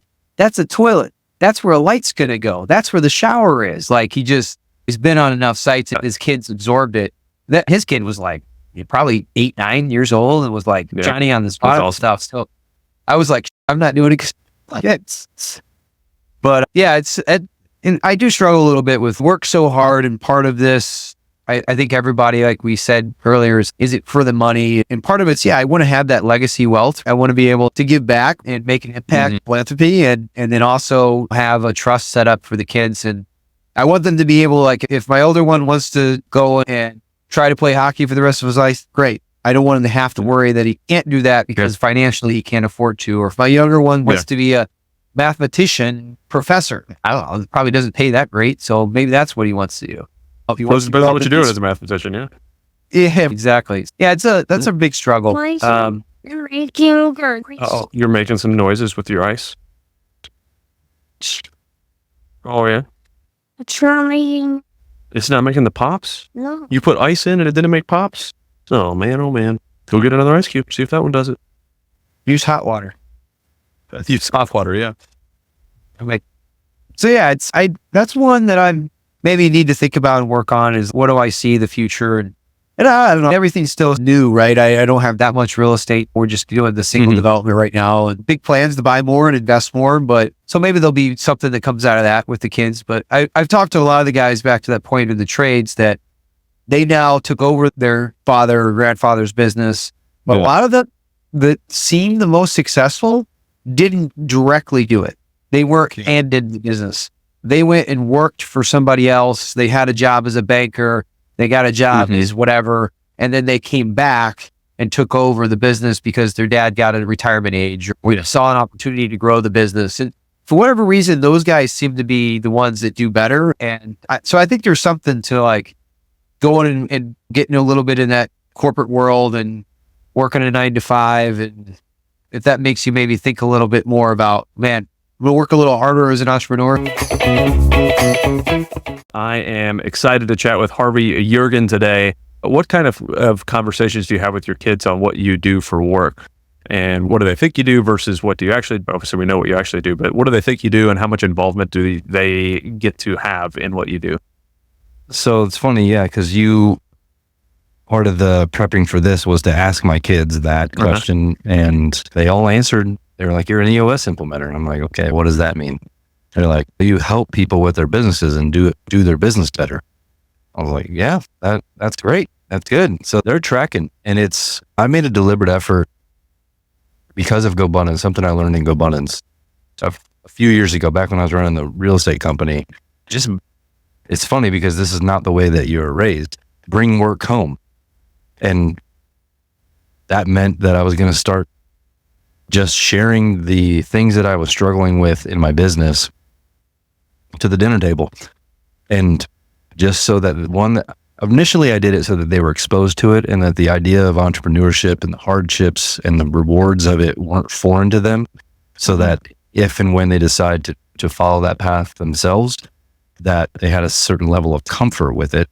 But really what it's turned into is that they're just more aware of and ingrained in my profession in a way where it's not so separate from our life in the house as a family.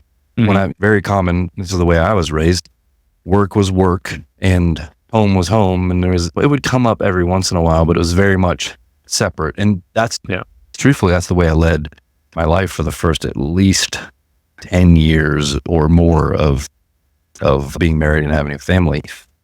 But it made me proud to ask them what I did and then ask them really what that meant and for them to understand what that means. And it's, if I have a bad day, like yesterday I had a day where, just had some client issues, changing appointments, pushing things around, just frustrating for a lot of different reasons.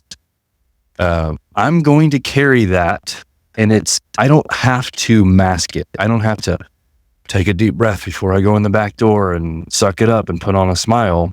It's actually better if I tell my family and my kids, even if they're young, what's going on, what I'm struggling with, why I feel the way I do, what I plan to do about it, and then probably close the loop with them today or tomorrow and just say, hey, remember when I was dealing with that and I was super emotional and I feel better about it now, and here's the things I learned and whatever. But I think that deliberate effort it's been therapeutic because I no longer have to just shove feelings down and shove all the things that are going on in my life. And then I explode at some point. And then it also helps integrate my kids into my world, which is what I want. I want them to understand what's going on. Welcome to the BizDad podcast. I am super excited to talk to Maddie Aitchison on the podcast today. You already mentioned that your daughters come in and record podcasts with you and that sort of stuff. What kind of inclusion into the business are you already doing? What are you intending to do on including them in the business? And how do you see that kind of changing as the years go on? Yeah, my girls, essentially, my wife's very introverted. I'm very extroverted. Usually the girls are with me. Anytime I'm going somewhere, they're going with me. So if I'm taking a business call, I'm hitting that green button on the screen of my car and they're listening to all my business conversations. So whether I'm having a good conversation, a tough conversation, a bad conversation, I want them to be exposed and learning how I problem solve, how I communicate, how we find opportunities, how we work through challenges. So to me, exposure is a big thing. I'm just a big believer. You grow into the conversations and the environments you put yourself in. I know that from too good of experience. When you're around certain conversations and certain environments, you're going to be prone to adopt those mindsets, habits, take those actions, get certain results aligned with that type of thought. Same thing on the other side. So I want my girls exposed to as much of the stuff that I know are going to be healthy and productive for them. Bringing them into the office, being able to talk with people, shake their hand, look them in the eye, have a conversation. Those are things that are really important to me. So my people know my kids wherever we go. Manners, respect, kindness. Those are all things that are foundational pillars for the girls. But really, as they get older, I'm not telling them what they have to do. More so, I'm giving them opportunities to opt into things that might interest them. And that's just my personal approach of how we're looking at it. And I'm saying, hey, they have to do X, Y, and Z. As I know, maybe some people might feel convicted that their kids need to do certain things. My thing is more so if they're in the right environments, the right conversations, and I keep dangling out bait, I know they're going to bite at something. And those are the things that I think will ultimately, help them grow and learn and expand as they navigate and get older.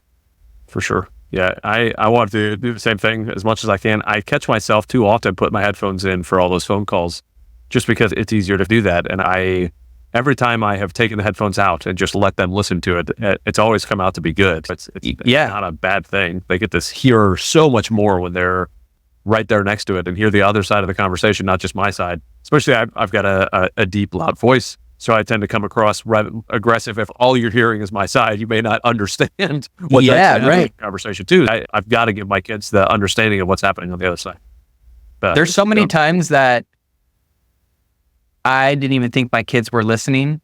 And then a day or 2 days later, they'll ask me a question about, hey, what happened when you guys were talking about this? And why did she say that? Or why did you do this?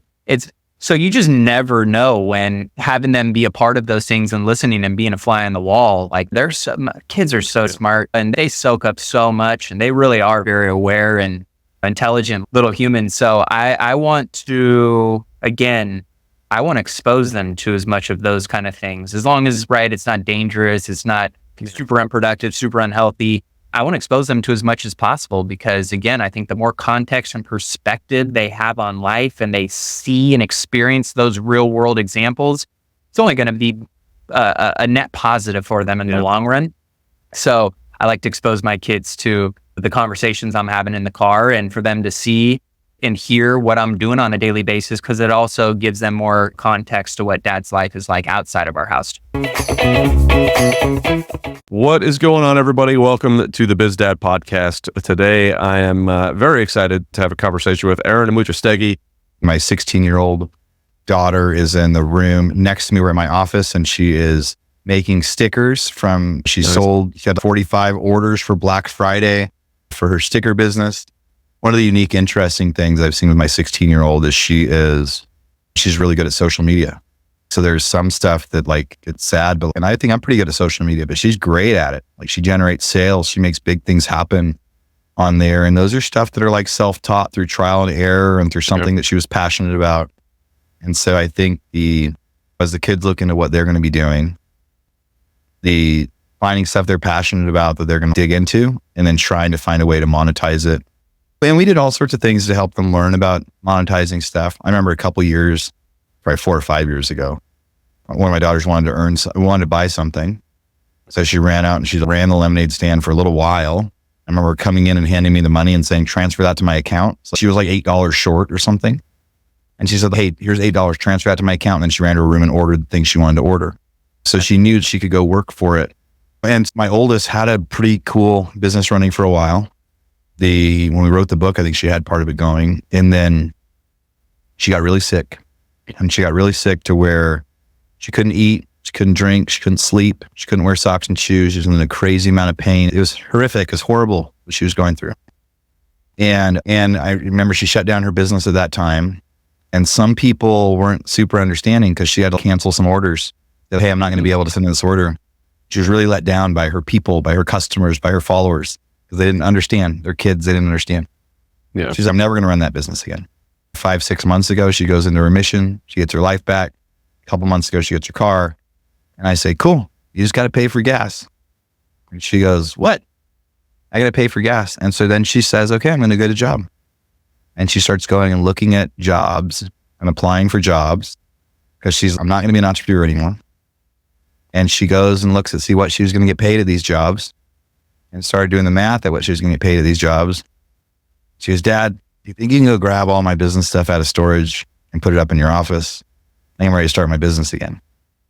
And in the last 2 weeks of being back to open, she made $850 in Instagram deal or TikTok deals where people paid her to post TikToks about their products because she has such a big TikTok following. She's 16. And then she did 45 sticker sales or whatever yesterday for Black Friday, Cyber Monday type stuff. So she'll make $1,200 in the last week. And obviously you do a lot of investing and whatnot. So when it pays off big time, do you have conversations about how deep into the financial side of the house do you go with them as far as, hey, when we get these paid off big time, this is what we do for saving. This is what we do for donating. This is what we do for investing. What the kind of conversations do you have around that stuff? Yeah. We do a really unique stuff. So we haven't gotten into investing yet with them, but there is a couple young gals online that I see them posting videos. I share those over to them. Like, hey, check out this girl said she bought a house type thing. I think that they'll know where to ask when they're ready for that. Something unique that we started about a year ago. So the kids used to have an allowance of $50 a month. And something that we started was we changed their allowance to $500 a month, but they pay for everything. Their socks, their shoes, their shampoo, they're getting their nails done, their clothes, everything. And we did that so they would start to see how much stuff costs. Yeah. So they'd have to learn to budget. Essentially, it's if you're having a job and you're working salary, you've got to learn how to run through your budget. And man, it has been an amazing little project. And I tell you what, my youngest daughter has a ton of money. She figures out how to save.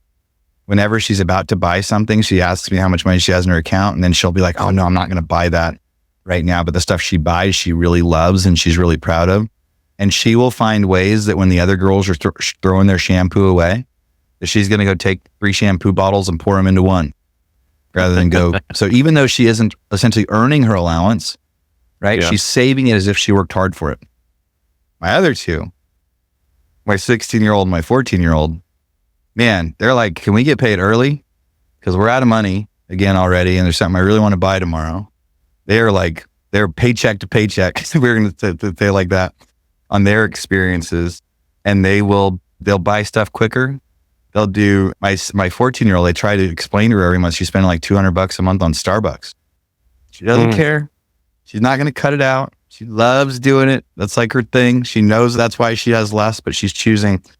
So I tell you what, if people have the financial ability to do, really, frankly, you're paying for stuff for your kids anyway, usually, and doing it like this and making it be up to them.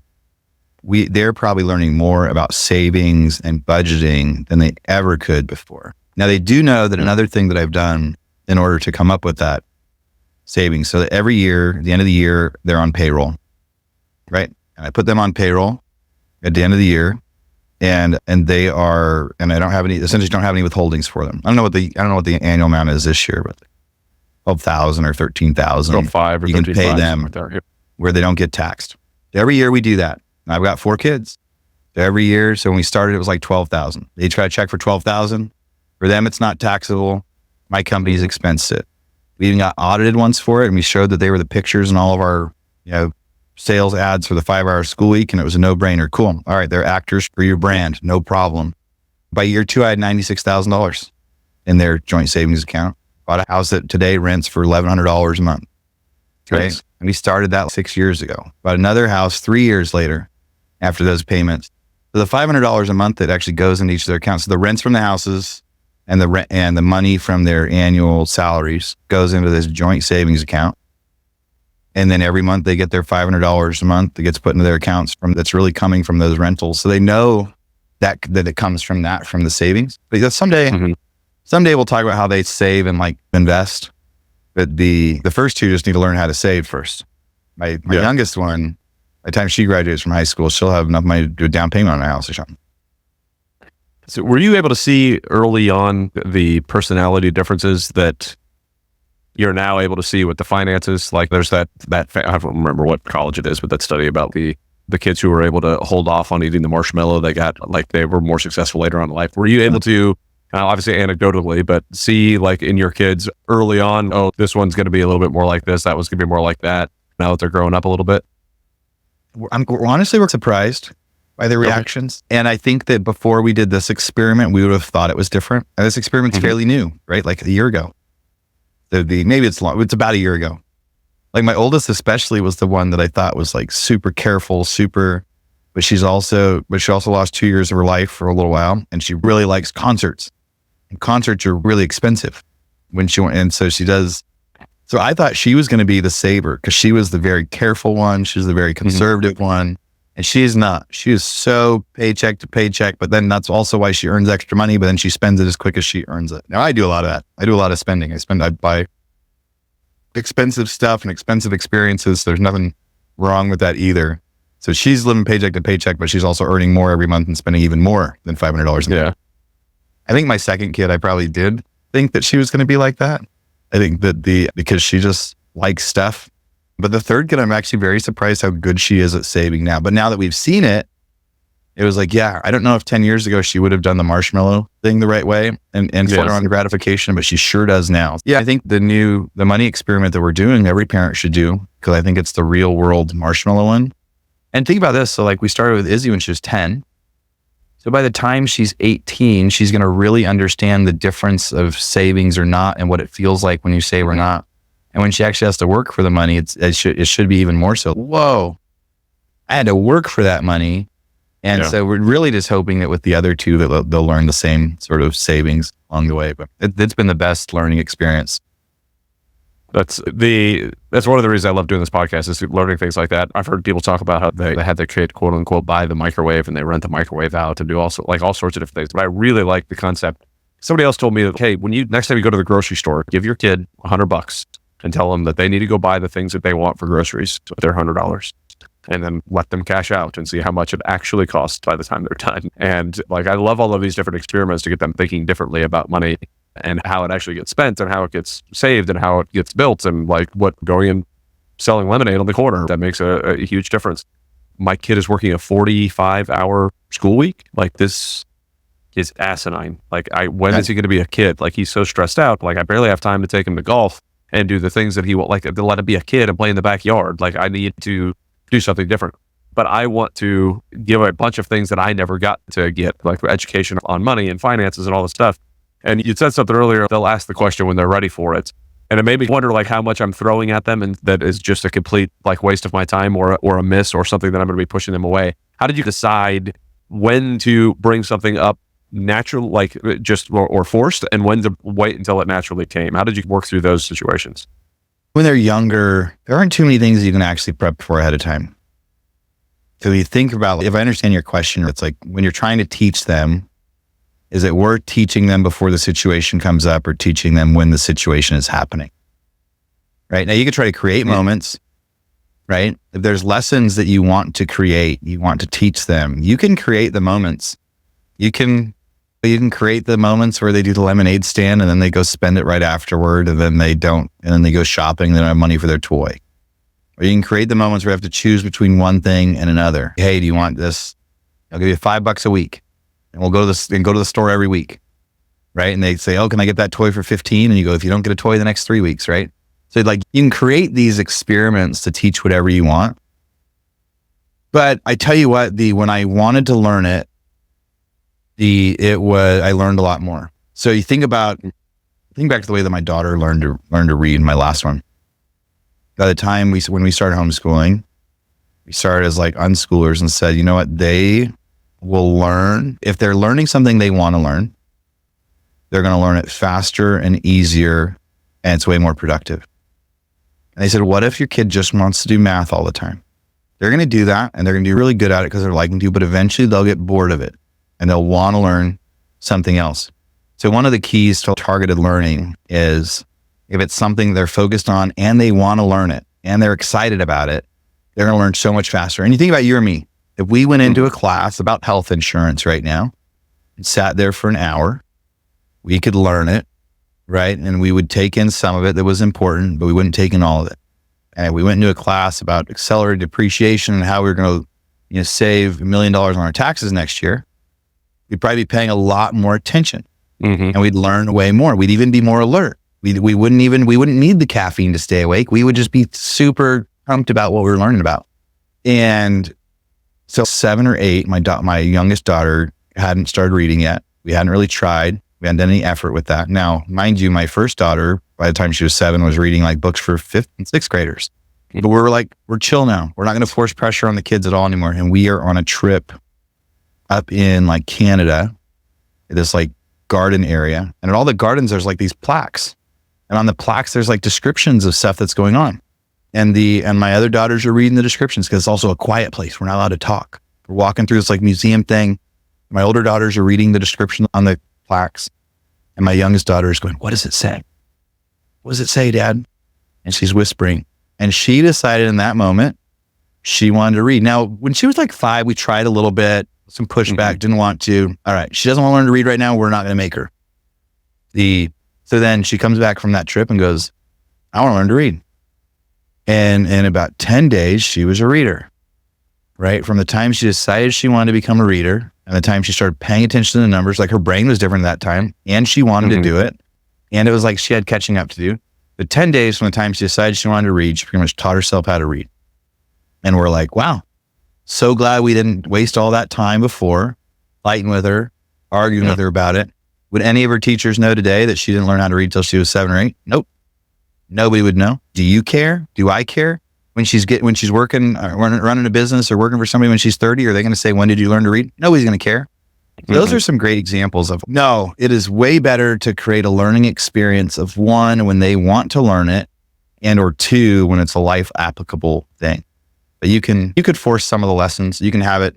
There were times too, like they'd hear me talking about buying a house and they'd say, so what does it mean when you buy a house? Wait, when you're talking about loan payments, I remember the question like, how does someone buy a house? And okay, so then I'm explaining you getting a loan and making a payment. And how's that work? And what happens if I don't make the payment? And like then so in that conversation, they learned so much about it because they asked when they wanted, they were curious, and all of their questions were based on they were surprised by the answers. So they learned so much. Now, if I would have just said like on a random day, hey guys, come in here. I'm going to do a little lecture about how to buy a house. They would have learned some stuff, but not as much as when they were like really curious about it. And who knows why they were curious about that day and 7 others. I'd been talking about it every time they were in the car with me for the last like 3 or 4 years prior to that. One day they wanted to know how, and they thought that was pretty interesting. And so their questions were like, they were really paying attention. What is going on, everybody? Welcome to the BizDad podcast. Today, I am excited to talk to Carlos Rovira. Really looking forward to this conversation. But a question for you on like the kids side of the house. Your kids are getting to an age where they, 10 and 7, where they understand a little bit more of what maybe daddy does, what mom and dad do. How do you have conversations with them about what you do? Like when you go to the office and looking at properties and all that type of stuff. What kind of conversations do you guys have with them? Yeah, they know we're in real estate. They know what we do. We buy buildings. We simplify it. We buy buildings and we fix them and we make them nice and we rent them to people and we get money from the rent. My older son, AJ, he's very much a numbers kid. He's good at math. He's very smart, like very academic smart. My second son, Ignacio, is more of creative type. He's more high level. He doesn't focus too heavily on the details. So they're very different in terms of their kind of learning style and what their interests are. So my older son, AJ, has had more exposure to the business side just because he's older and it's easier to explain things to him. He's more educated because he's had more math education. You read. Ignacio's still learning how to read. So we're still in the basics with him. With AJ, I brought him into the office before to show him deals that I'm working on. I've shown him like underwriting spreadsheets to explain to him how the math, he's a numbers kid, so he likes seeing numbers. So I've explained to him how to underwrite a shopping center as an example. I explained to him what a cap rate was. Does he remember what it is? I don't know, but we'll keep exposing him to that sort of stuff. I never got any sort of financial education as a kid. No one never told me what a mortgage was. Like I thought that a bank was a place where you put your money, not a place where you can borrow money. No one ever explained any of that to me. We have explained to him the concept of debt and leverage and interest and that sort of information that you don't really get. So we feel the more we expose him to it, the better.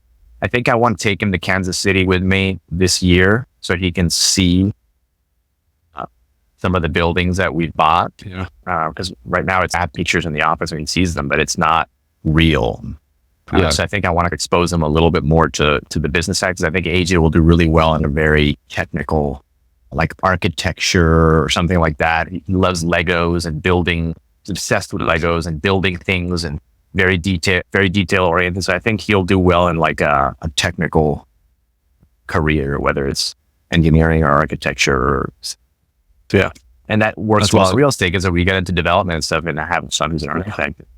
It jives well with our business. And You won't have to hire, you'll just create the employee that you're looking for. Yes. Yeah. And that's a dream that I have, is to be able to build a business that can employ my family. Like I would love to have a big enough company where like my sons can do whatever they want from a career perspective, but if they fail and they need a job, they can just come back and work for the family business. Like I want that. I feel like that would be a really good thing to have. So whatever I can create now and whatever seeds I can plant now to help that in the future would be very helpful. I like that a lot.